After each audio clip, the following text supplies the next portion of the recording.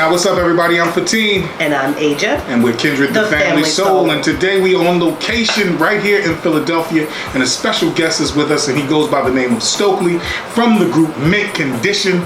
He's in town for a concert here with The Revolution, but we want to talk to him for a few minutes before he has to get ready for his show. Stokely, how are you today, my brother? Hello. What's going on? Hey, man. It is such a pleasure to have you here. Thank you for sitting down with us. Absolutely. It's my pleasure to be here. You know, it's such a full circle moment for me. Of course, for me, I'm always excited at this point in my life where I get to talk to people who I'm such a big fan of. Absolutely. And I get to relax and pretend like I'm not fanning out. Yes. But you know, we get past that and we want to know a lot more. And as I'm a fan and a peer, I get this opportunity to dig a little bit deeper than what we would normally do.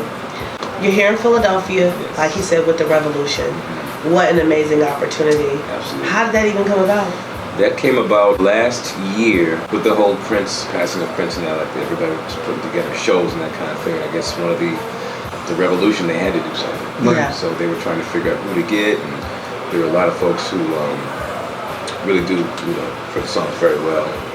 I guess I think it was Bobby C and Ron Mark got together. Bobby C's the keyboard player. Bobby C is a drummer. Okay. And Mark Brown's the bass player. And they see me play, sing Mint, play around, and I was like, this would be great to maybe get Stokely to do this. So I didn't. They were, as it was told to me, they told me that's how it kind of happened. So and I was like, they didn't know it was big. It's like further. It's like, I don't know if I need to do that. Where do I fit in? First of all, it was just surreal to me that this guy is gone. Yeah. That was the big thing. Yeah. That had to be that moment where it became real for you. Yeah. It was just kind of super weird, and I was like, wow, what am I? I never just in a million years I never thought I'd be singing Prince songs, not really singing. Right. Of course you sang Prince songs. But not. It was just a weird situation. So I kind of had to grow into the idea of it, and went to the rehearsals and. Asked a lot of questions about what am I going to say, how, because he is an island. Mm-hmm. Yes. That's it. Yeah. It's like, Mike, you have these islands, and it's just that you're never going to go, they can go away, and that's it. Right. You know what I mean? This you're never going to get another. It's like Atlantis. Yeah. Down into the that's sink it. that goes away. It's exactly. Becomes a thing of legend. Yeah. So, I mean, the first month out it cost a lot emotionally. Mm-hmm. And even watching The Revolution, it was just interesting watching them blossom as The Revolution, because it was not having them. They were just, everybody was seeing this happen for the first time. Right. Mm-hmm. If you've seen them perform and everything, they sing Purple Rain, and not having him there, it was just a really weird situation. So as months went on, it became more of a celebration. Right. This man's great legacy, and just these songs, and so now. As when he says on stage, like, the fans are taking these songs back. Right. They're everybody's songs. Mm-hmm. Mm-hmm. So it's been a complete, honor and just a privilege, and it's been so much fun, learning them and singing the songs and just having fun and watching all the smiles, all these range of emotions that people go through. Because a lot of times people haven't seen The Revolution, unless they've seen, not live, I've seen the movie, but I didn't realize certain things, they haven't seen. Because they only toured for like 7 months or something like that, and then they cut that Purple Rain tour short. Wow. So a lot of people haven't seen that. This is the first time they've been since the passing of this whole thing. So, and it truly is, because I sing stuff, sing a couple songs, I go off and come back on, that kind of thing. So every time I go off, I'm like a fan, like Purple Rain, I'm digging that moment again when I first seen the movie and the songs, what I was doing at the time, because music is kind of like a timestamp. So it's a timestamp. You talked about watching The Revolution from the sidelines and now being a fan in the middle of a show in which you are featured singing Prince's music. What kind of full circle moment is that, considering that you are from Minneapolis?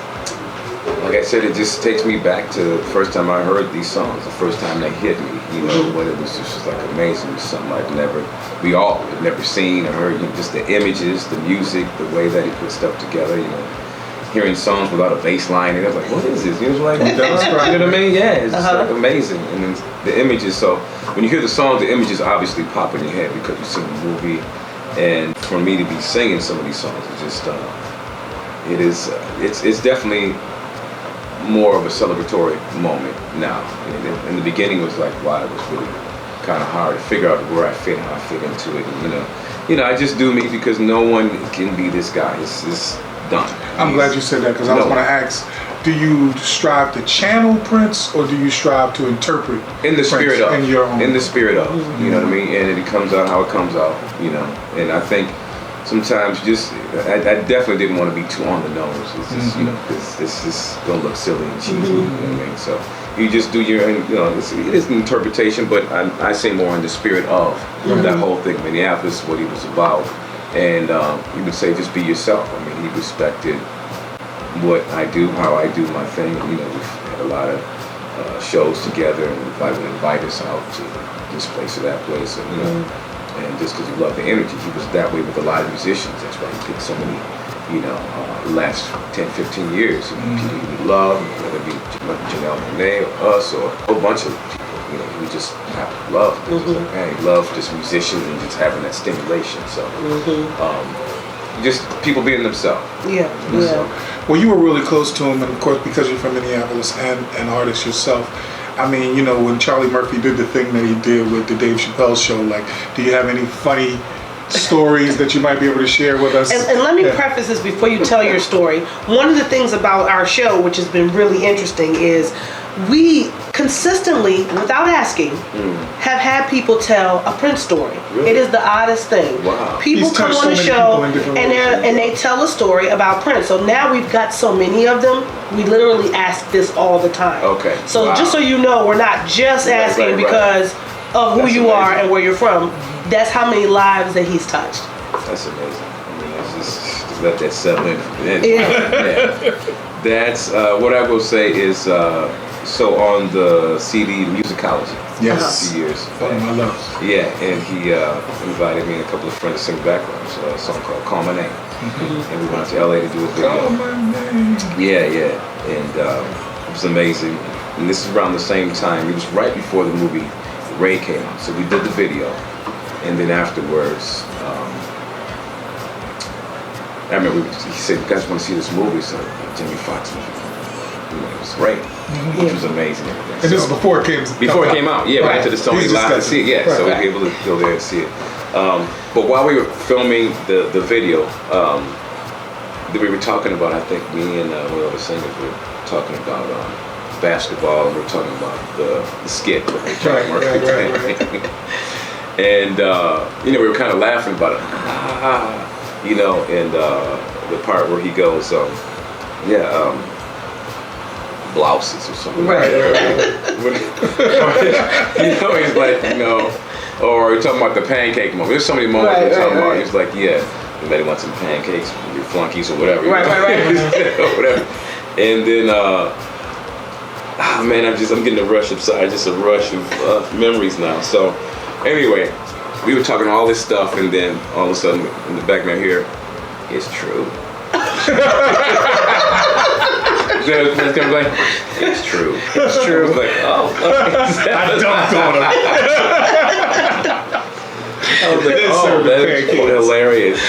Some stories are so good, and may Charlie Murphy rest in peace as well. Goodness. Some stories are so good, it has to be true. Absolutely. It has to be true. It has to be true.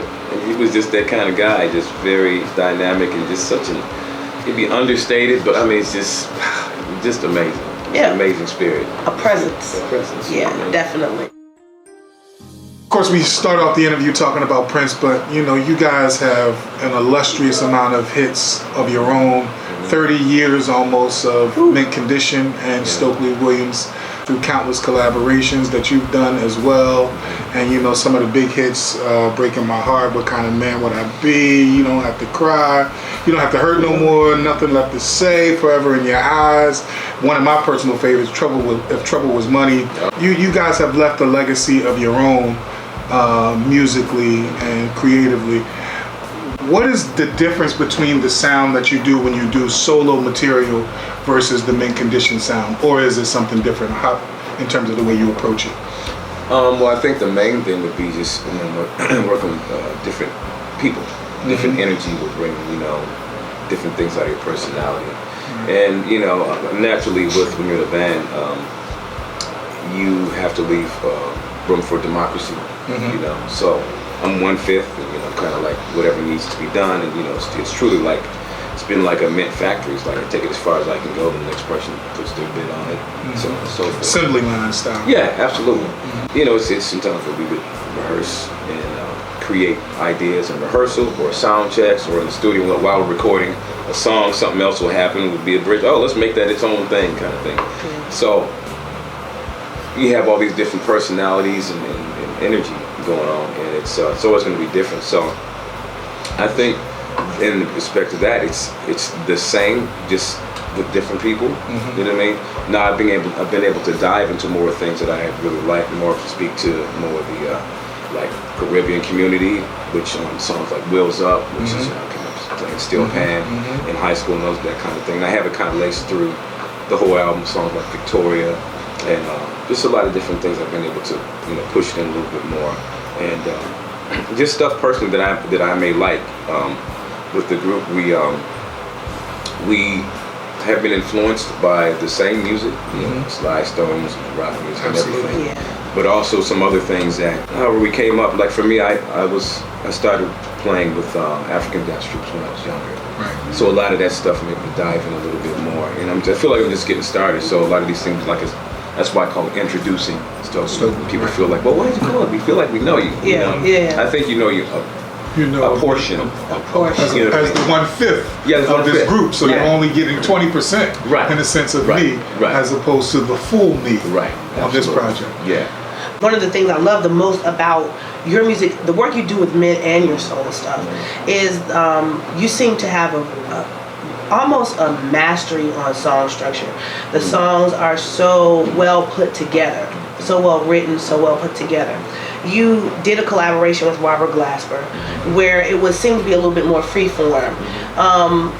I was so impressed with what you did with that. In terms of as a singer and a songwriter, what do you prefer? Do you prefer to kind of go in and have more of a jazz sensibility where you do a lot of improvisation until you come up with an idea, or do you really like to stick with the really traditional R&B song structure where your verse and your hook and your bridge and it's all built on sitting at the piano, right, that kind of thing?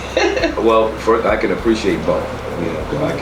I like both forms. I like discipline because I think that's important. A lot of times, especially younger musicians now, I think we need more of that because it's just all over the place.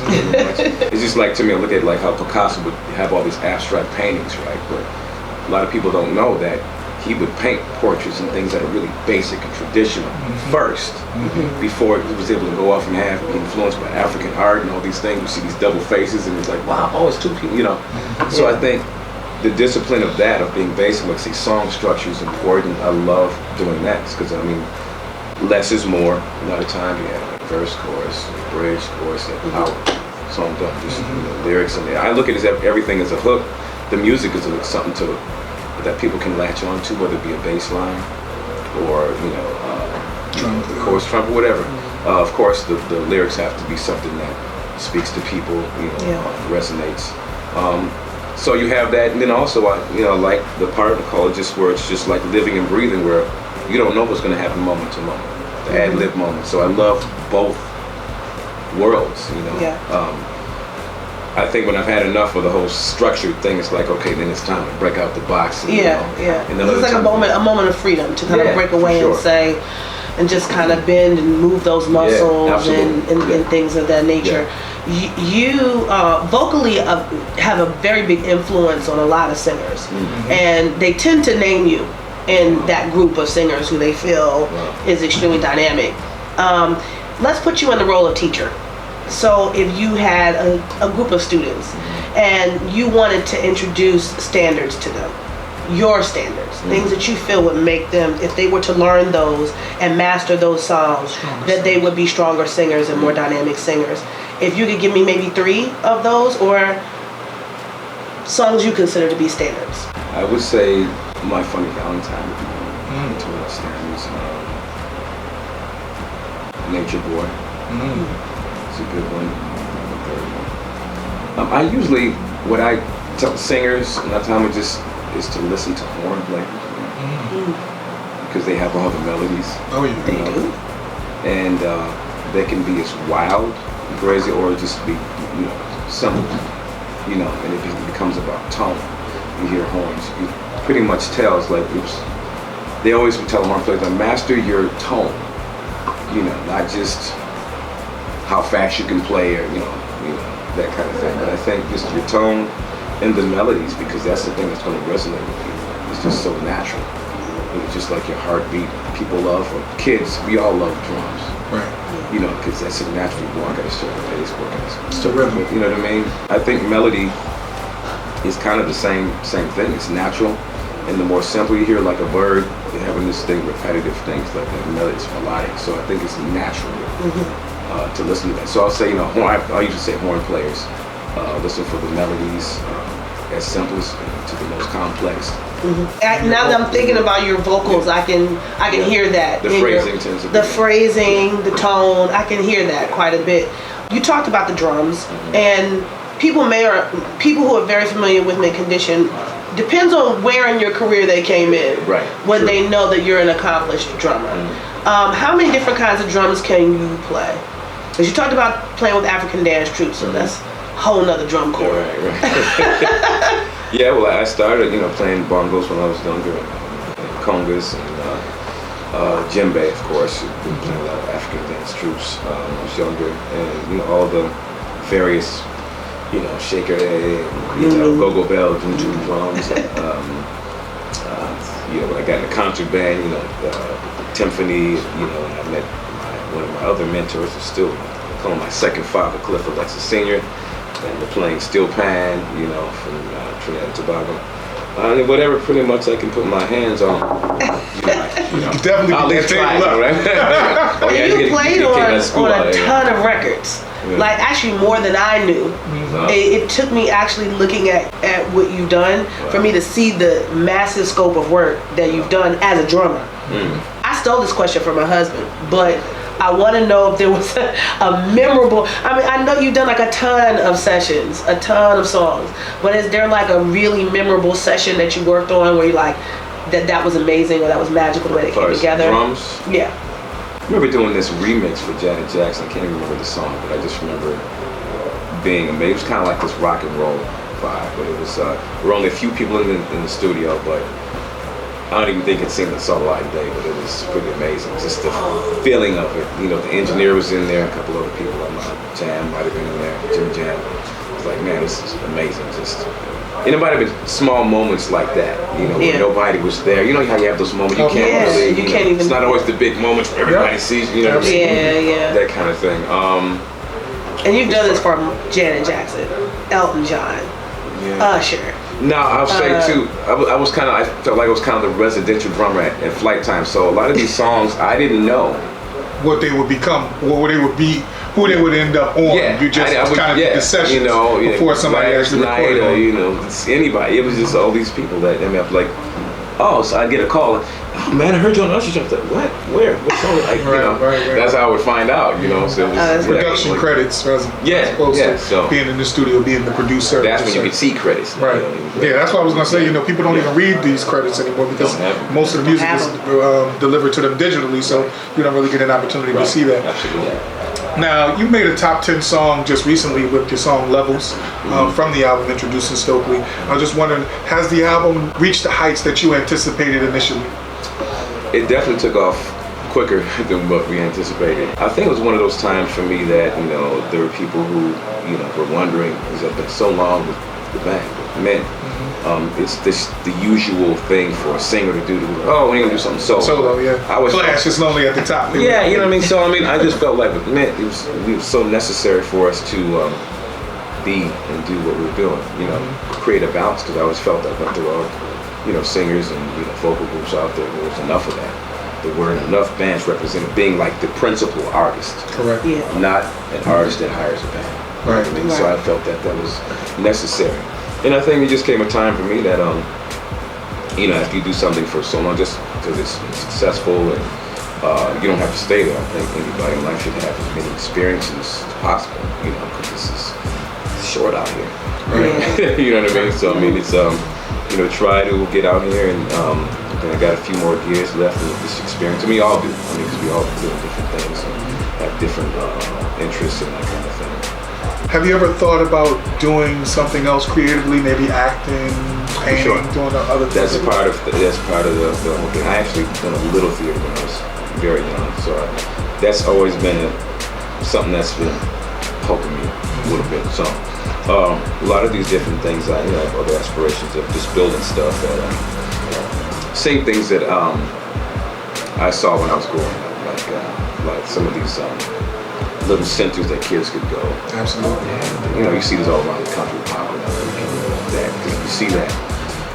We need it, man. There's nowhere for these kids to go. Because they're taking all this music from the kids. And I don't know where that was a university for me before, we got to middle school. These things were there, around, things for us to do, to develop. We didn't know that it was school.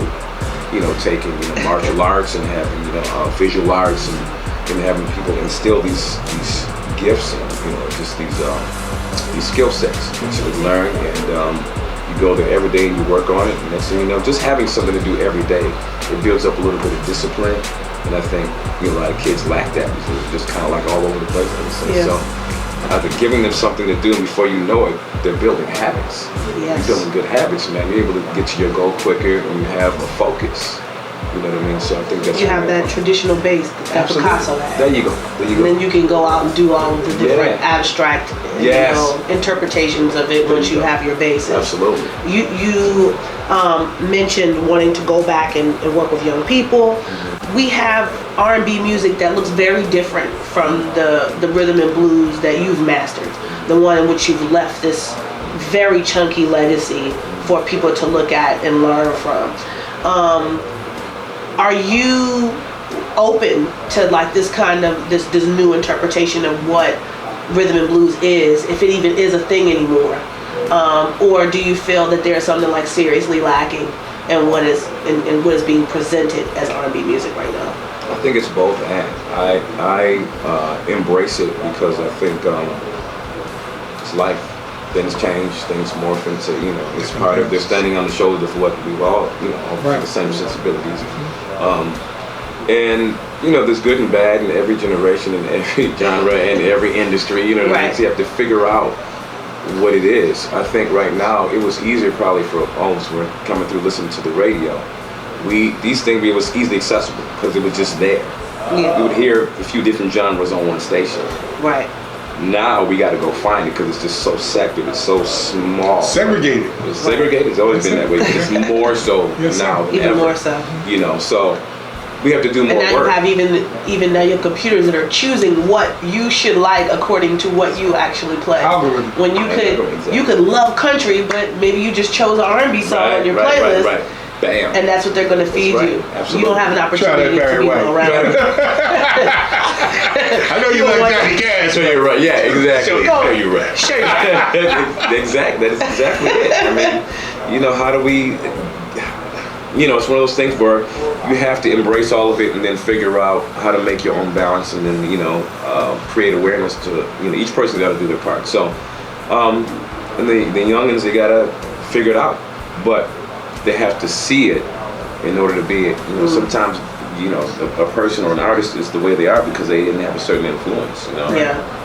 So we need all of it, We had Nikki Gilbert from Brownstone here just recently, and she was lucky enough to have Tory Lanez redo the record that they had, their big song "If You Love Me." And I noticed just recently that Remy Ma has taken "Breaking My Heart" and she's rapping over that. Have you got an opportunity to hear it? Yeah. What do you think about it? I think it was cool the way they did it. I think the way Chris Brown sounded amazing on it. It's just one of those things that that is the culture now. It's something that hip hop brought. And sampling and just paying homage. Like it's It's like we created a monster as a generation. Now it's coming back to bite us. Yeah, but it's all good. You gotta love it, and it is. You guys are the writers of that tune. Yes. Correct. Yeah. So, cha-ching. Yes. Cha-ching. Yes and yes. Coin. Yes and yes.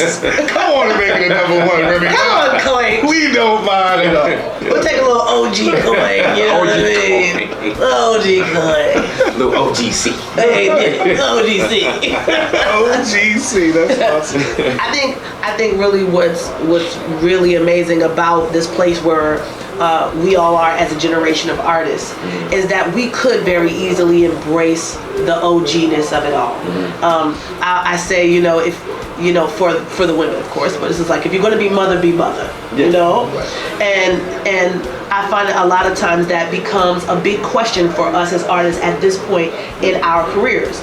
Will we fight to stay relevant with what is coming up, or do we be mother? Or embrace the fact that we are, becoming a part of the wisdom group. I can only be who I am. I always look at Elder Miles Davis. Okay, he is who he was, and that's what it was, and that he's always kept moving and shaping.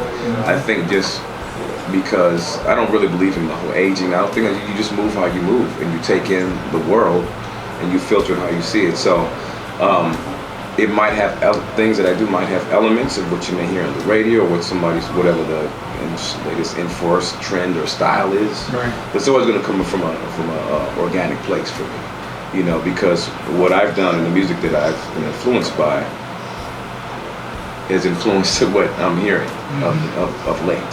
So I think it's important to stay tuned, keep it moving, and to be yourself most of all. You know what I mean? So I'm definitely will be that the elder statesman, but with a certain slant on it. Yeah. So I think you can move and kind of be a hybrid, But I look at somebody like Miles Davis, who was able to move and create, change genres a couple times. Absolutely. Yes. Now that doesn't mean that people, may not like it. I remember my dad said, we didn't know what Miles was doing. My dad. The same thing. They came back around, though. They came back around. And that's the thing, because sometimes when you live your truth, it's you're going to disappoint some people. That's just what happens. So you have to stay the course. So and when it happens these days, people are quick to say, well, it's being such and such. No, just you're living your life. Stay true to who you are. Right. You can tell when someone's going a little bit too far. What I mean? Where it doesn't fit into the heart trying of who they too are. hard. Just trying too hard. Absolutely. Exactly. You just gotta let it flow and be natural with it. Yeah. Which can happen in this business, but we try not to do it. Yeah. I was gonna say, oddly enough, you received your first Grammy nomination for a collaboration that you did with Kelly Price after releasing so much material that we all love from the Mint Condition sound. Yeah. Do you feel like that organization in some way or another overlooked a lot of the beautiful music that you had done previous? Some of it, yes. Some of it, I think we have our core following, and it's been amazing fans from around the world, who love what we do. And it's just one of those things where, we all know in this game, it is a game. Absolutely. And it's the music, or now I call it the media industry, because it's all one thing. It's music, it's technology, all mixed in. Once we got to embrace where we're at right now, and it's just part of what happens. People are not aware, and unless you have like television or radio heavy, people are not gonna know. So you got to take this slow drip route, which you go around the country, go around the world. 500 people here, 1,500 people here, 300 people here. What I mean? But do you feel that the slow drip route just does create? What I find is that a lot of times what it does create is a fan base that is patient. Absolutely. A fan base that is loyal. Absolutely. And one that and real listens, right? And that's very real. And so you can keep going back again and again and again and again and again. That's how it's pretty gratifying, I can imagine, to know people who know your full history, what you brought to the table. I hate to even jump back here because we've covered so much already, but before Mint Condition, before the revolution, before all of the things that we know about Stokley, I wanted you to take me back to the moment before that. And that person, what did that person find most important about their artistry? What was your desire? What did you want out of your talent and your art? And did that actually come into fruition? Well, when I think back of my infancy stages, I guess, as an artist, because we don't remember being right. Infancy in music, I just remember, any kid, I think, for the most part, says, I know I'm going to be this. Yeah, you can say that, but you really don't know. I think at that time I had a talent. My parents saw that, and he had some friends, that groups and different things. And the thing I remember in their mind was I always had very strong male influences. So I was always around these men who were just I saw it. What I was supposed to. My father was trying to teach me, not just him, but we had the community around us. I had the community around me, and with extended family. You call your play cousin, that kind of thing, but it was real. In a real way, but they would really be looking out. If I'm trying to hang out, doing some dirt or something like that, like, oh no, I know your daddy. That's come from around there. You know what I mean? No. And the people who were actually doing dirt, like, no, I know your daddy. I don't want no. I don't want no parts of that. No. You do what you got to do, man. And so there was that. And I was like, well, I didn't really know what I was in, but I love sports, my drums, little b-boying over here. So all these experiences helped to shape. And I was like, at some point, I was like, man, I got something here. And I think it wasn't really till high school, where things started getting serious. You're like, oh man, I'll be out here in a minute. What am I about to do? And then I started thinking back, it's like, wow, I have all these things. My dad would always say, man, by the time you were 15, you had the experience of a 50-year-old man. But I was always the youngest guy in whatever group I was playing. And I didn't know I had all this. You just do what you do because you love it. And, one thing I did have to is like, no one had to go tell me to practice or go. It's something that I just did. I loved it. And I did see, I remember thinking about like Sammy Davis Jr. and seeing all these things that he did. My dad would, show me like Paul Robeson, who knew all these languages and all these, I'm just like, all these people did it. He was a football player and all these real Renaissance men. Yeah. And who did all these things because they had to, back in the day. So I mean, having these examples and again seeing it, is so real. It's it really has a big influence. So seeing somebody like Sammy Davis, I'm like, man, that would be great because Sammy played trumpet. Drums, told comedy, dance. Act. Who does that? You know what I mean? Super talented. And cook. He was chef. Was he really? Yes, he brought all his cookware on the road with him. Wow.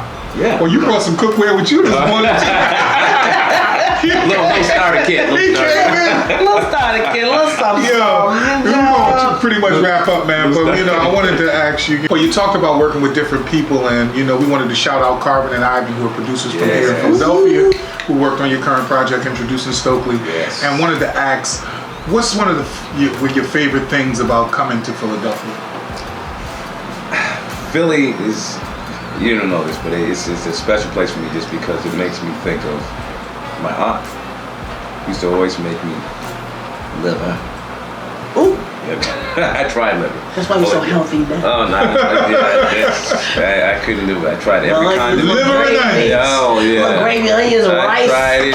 I tried ketchup. I tried barbecue. You can't get that taste out of liver. It's always going to have that livery taste. Oh, my goodness. So, and she do fried chicken, all that stuff. But it reminded me of her because she always has some Philly music. Billy Paul. Oh, yeah. El Melvin. Really fun. It was just, it's like Philly. It's comfort for me. Oh. It's like a sweater. Okay. And it's like a suit. The inside joke, right? See, it just reminds me of comfort. There's something about the sound of it, and then there's so much rich history, and it's one of the oldest cities. Oh yeah. Period. So there's that, and it's a gem. It's a diamond. So it has so much here. I continue to learn, and the things that you all are doing, I'm like, man, this is great. Well, we like how you talk about Philly, brother. We love it. We appreciate it. We do. Appreciate y'all. Yeah. Thank God. So there's a lot of talk around Black Panther came out, a lot of discussion about Africa and the African diaspora. and the difference between us as African Americans as we strive to find our homeland and our connection to the continent. In the spirit of that, I have been doing a lot of talking with a lot of different people about being an African American and how special that is, and culturally what that means to us, what we think is purely us. So I'm asking you this question: what is it to be an African American from Minneapolis? You know that you're African American and you're from the Midwest if you fill in the blank. Just tell me about your tribe. That's really what I want. The tribe. Tell me about your tribe. Wow, that is that's such a hard thing, because I feel like the tribe that I'm from and how I grew up, it was unique even to, if you go outside of my little community, even like, you know, my extended family that we're talking about. Yeah. Because I thought everybody grew up celebrating Kwanzaa, like, you know, and they didn't. This was before Kwanzaa was, you know, popular. Right. Yeah. You know, we go everybody's house, you know, so I mean, you know, we just found out about Ron Karing and all these different things, and it was like, that's what we were doing. So it was even smaller for me. So, but I feel like I was somewhat of a revolutionary child because of all these different things, and my parents are both educators, and so I don't know. It's that is a good question.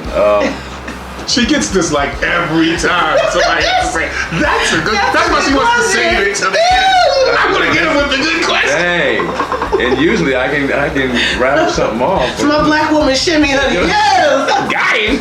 Yes! Well, wow, you made me think about that. Well, this is what I'm saying. We didn't even have to keep this on camera, but when you come up with something, send us a little email, because this is part of some extended work I want to do around defining and I like it. defining African American culture and the nuance of African American culture as it pertains to regions, as it pertains to specific families, ritual, tradition, and deciding what is sacred, what we can decide is our own sacrament. And I think it's important to name it first, and then we can decide what we will keep for ourselves. The moment in which we will ask others to turn around. I like that. I like that a lot. All right. Thank you so much. We appreciate you. Have a great show this evening. Absolutely. Give me the hug. Shut up. It is so good to see you. Show you right. Thank you for coming to Philly. Thank you for sharing with us. Thanks for having me. I'm trying to get it. We'll come back and do something where I can, you know, when this is filmed a little bit better. Oh man, you'll be fine. Cut it out. You'll be fine, and we will take you whenever you are ready. Yes. Because we know that singing is gonna go down. Oh, it's gonna go down. Stokely is in the house. It's gonna be in the house. Indeed. The adrenaline will hit. Thanks everybody for watching. I'm Asia. I'm Fatin. And we're Kindred the Family Soul.